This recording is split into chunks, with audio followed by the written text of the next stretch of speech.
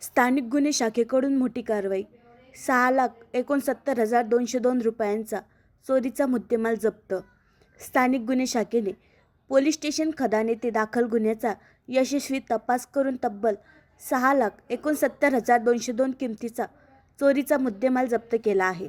दिनांक 29 जानेवारी 2026 रोजी police station खदान येथे अपराध क्रमांक 291/26 कलम 331-305 BNS नुसार गुन्हा दाखल करण्यात आला होता. सदर गुन्ह्याचा तपास स्थानिक गुन्हे शाखेने करून आरोपी सय्यद फैजान सय्यद करीमुद्दीन वय 18 वर्ष 6 महिने यास ताब्यात घेण्यात आले. विचारपूस दरम्यान त्याने हा गुन्हा त्याचे साथीदार शेख जुनेद उर्फ दानिश शेख हनीफ अब्दुल रफिक अब्दुल अलीम यांच्यासोबत केल्याची कबुली दिली.